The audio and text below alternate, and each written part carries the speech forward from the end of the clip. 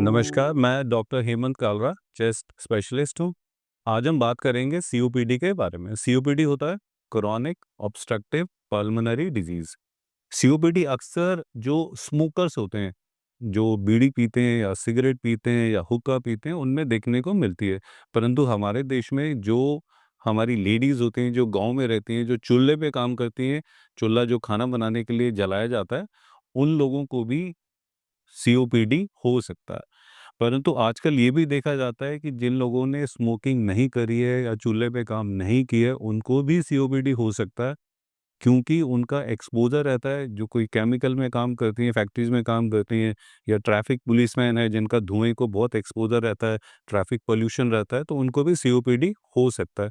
और भी बहुत सारे ऑक्यूपेशनल कॉजेज़ होते हैं सीओपीडी के। अब इसकी प्रेज़ेंटेशन क्या होती है? पेशेंट को दिक्कत क्या होती है? पेशेंट को सिम्पटम्स क्या होते हैं? सबसे पहले जो सबसे इम्पोर्टेंट सिम्पटम होता है, पेशेंट कहता है जब भी मैं चलता हूँ, पहले तो मैं बहुत चल लेता था, अब थोड़ा-सा चलने पे मेरे को साँस फूलता है, मुझे बैठना पड़ जाता है, खाँसी रहती है, बलगम रहती है, चेस्ट पेन रहता है। तो ये सारे सीओपीडी के सिम्पटम्स हैं।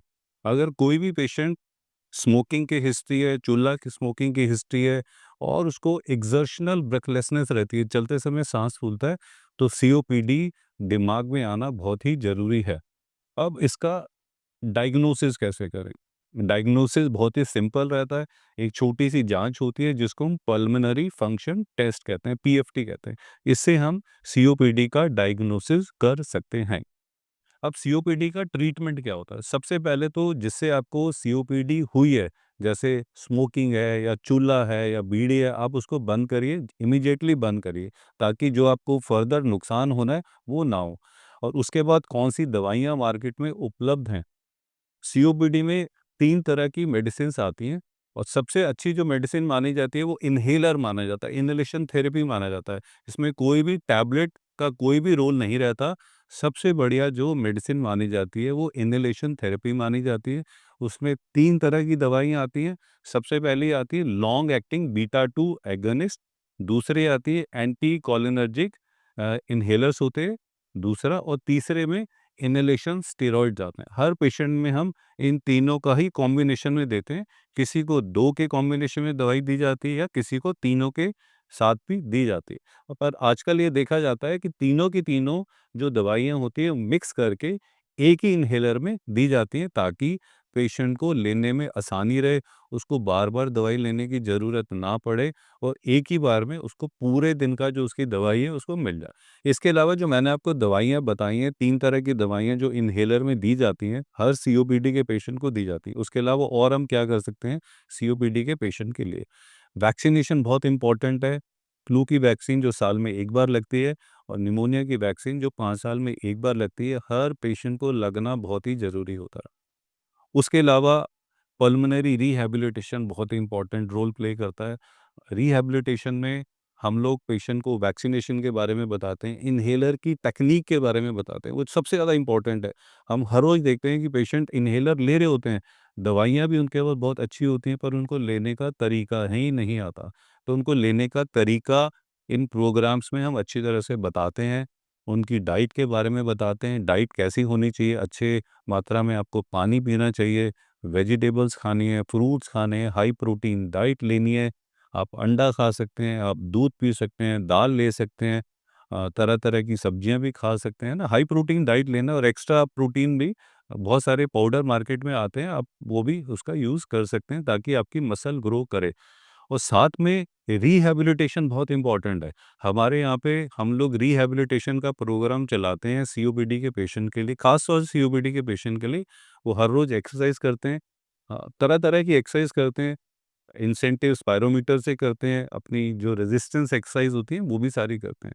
तो ये सारी चीज़ें मिला के अगर सीओपीडी के पेशेंट जिन चीज़ों से दिक्कत है उनका उनसे बचेंगे, एक्सपोज़र नहीं होने देंगे, अपना इन्हेलर्स टाइम टू टाइम लेंगे, अपनी वैक्सीन लगाएँगे, जो भी मैंने वैक्सीन्स बताई हैं, और एक्सरसाइज करेंगे, तो बहुत ही अच्छी लाइफ जी सकते हैं।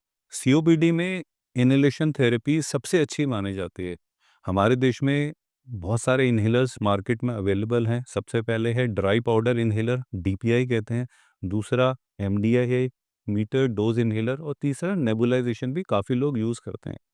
डीपीआई में बहुत सारे मार्केट में डीपीआई डिवाइसेस अवेलेबल हैं, एमडीएस भी तरह-तरह के अवेलेबल हैं। आज मैं आपको एक नए तरह का डीपीआई बताऊँगा, कैसे यूज़ करते हैं और उसका क्या फ़ायदा है, वो आपको बताऊँगा।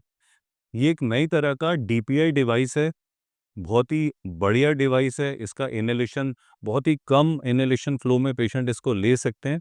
मैं आपको खोल के दिखाता हूँ और कैसे इसको यूज़ करना है, वो भी आपको बताता हूँ। ये आपको इस तरह के पैकेट में मिलेगा, आप इसको खोल सकते हैं। ये आपने इसको खोल दिया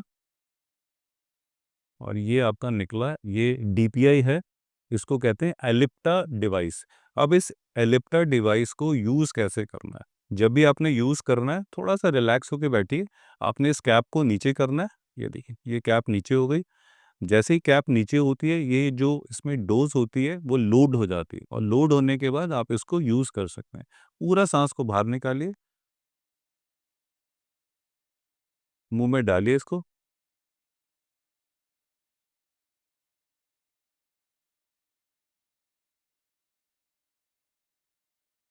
आप जितना लंबा खींच सकते हैं, साँस को खींचिए और जितना रोक सकते हैं, जितनी आपकी कैपेसिटी है, उतना आप रोकिए और धीरे-धीरे साँस को छोड़ दीजिए और वापस कैप को उसी जगह पे बंद कर दीजिए। तो ये होता है एलिप्टा की एक डोज़ को लेने की टेक्नीक, तरीका। इसलिए सीओपीडी में जो सबसे बढ़िया दवाई होती है, इन्हेलेशन थेरेपी होती है और बहुत सारे डिवाइसेज़ मार्केट में हैं, परंतु बहुत अच्छा डिवाइस हमारे पास उपलब्ध है, इसको कहते हैं एलिप्टा। इसमें तीनों की तीनों दवाइयाँ जो सीओपीडी के पेशेंट को दी जाती हैं, उपलब्ध रहती हैं, होती हैं इसके अंदर और दिन में आपको एक ही बार लेना होता है, एक ही पफ लेना होता है, परंतु याद रखिए उसके बाद आपको कुल्ला करना, गार्गल करना भी बहुत ही ज़रूरी होता है। मैंने आपको इसका तरीका बताया, बहुत ही साधारण है। दिन में सिर्फ एक बार लेना होता है और इसमें तीनों की तीनों दवाइयाँ जो सीओपीडी के पेशेंट को दी जाती हैं, वो इसमें होती हैं। Thank you.